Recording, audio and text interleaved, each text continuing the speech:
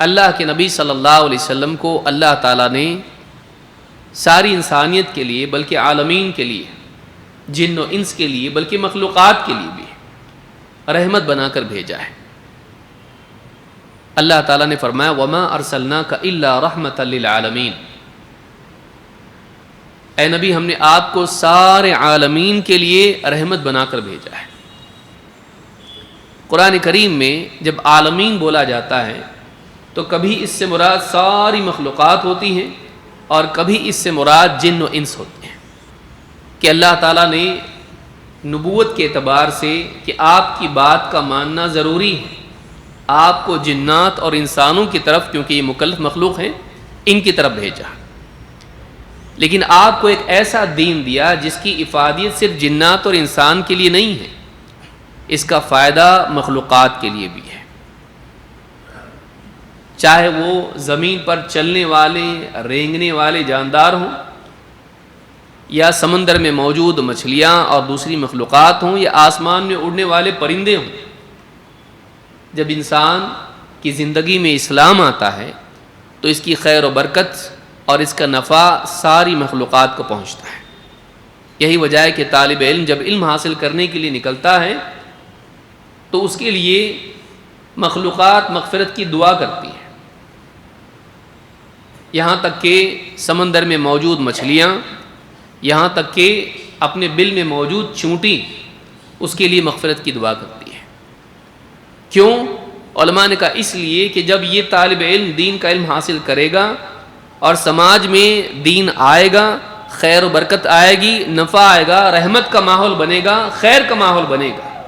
اللہ کے حکموں کا نفاذ ہوگا، تو سارے سماج میں خیر آئے گی اور اس خیر سے ساری مخلوقات کو فائدہ ہوگا۔ پھر انسان نہ صرف انسان کی جان و مال کی حفاظت کرے گا بلکہ وہ جانداروں کے لیے بھی رحم کرنے والا ثابت ہوگا۔ تو اس اعتبار سے اللہ کے نبی صلی اللہ علیہ وسلم نہ صرف جن و انس کے لیے رحمت تھے، بلکہ آپ اپنی ذات کے اعتبار سے اور اپنی تعلیمات کے اعتبار سے ساری مخلوقات کے لیے رحمت والے ہیں، حتیٰ کہ اسلام کے دشمنوں کے لیے بھی۔ اسی لیے آپ دیکھیں پچھلے دور میں جنگوں میں معاملہ یہ ہوتا تھا کہ اپنے دشمن کو جب اس پر قابو پاتے تھے تڑپا تڑپا کے اس کو مارا جاتا تھا، ناک کاٹی جاتی تھی، کان کاٹے جاتے تھے، ہاتھ کاٹے جاتے تھے اور اس کو تڑپا کر مارا جاتا تھا۔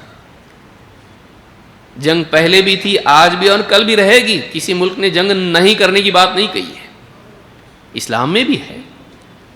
ایسے حالات پیدا ہو جائیں کہ جنگ کے سوا کوئی اور آپشن نہ ہو تو جنگ کی جائے گی، کبھی اپنے دفاع کے لیے، کبھی کسی اور کی مدد کے لیے، کبھی خیر کے قیام کے لیے۔ لیکن ایسے وقت میں بھی جنگ کے حالات میں بھی اسلام کی تعلیم کیا ہے؟ عورتوں کو قتل نہیں کیا جائے گا،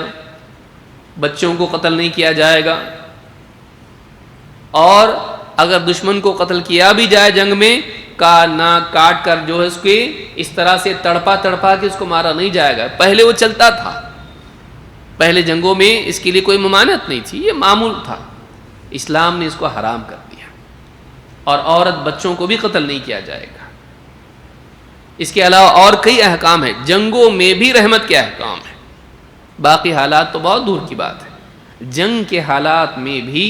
اسلام نے انسانیت کو واقعی انسانیت سکھائی۔ تو اسلام ساری مخلوقات کے لیے خیر ہے، صرف انسان اور جنات کے لیے نہیں۔ اس اعتبار سے نبی صلی اللہ علیہ وسلم اپنے وجود کے اعتبار سے جب آپ دنیا میں تشریف فرما تھے اور آپ کی تعلیمات کے اعتبار سے دنیا سے تشریف لے جانے کے بعد بھی ساری انسانیت کے لیے رحمت ہے۔ آپ نے وہ تعلیمات دیں، اگر واقعی سماج میں وہ آ جائیں، سماج کے افراد ایک دوسرے کے ساتھ رحم کا معاملہ کرنے والے بنیں گے اور اللہ تعالیٰ کی رحمت کے حقدار بنیں گے، دنیا میں بھی اور آخرت میں بھی، دنیا میں بھی اور آخرت میں بھی۔ دنیا میں اللہ کی رحمت کا نزول ہوگا علم و عمل کی بنیاد پر، اور آخرت میں اللہ کی رحمت جنت نصیب ہوگی دین کی بنیاد پر۔ تو یہ بات قرآن کریم میں اللہ نے فرمائی کہ اے نبی ہم نے آپ کو سارے عالمین کے لیے رحمت بنا کر بھیجا ہے۔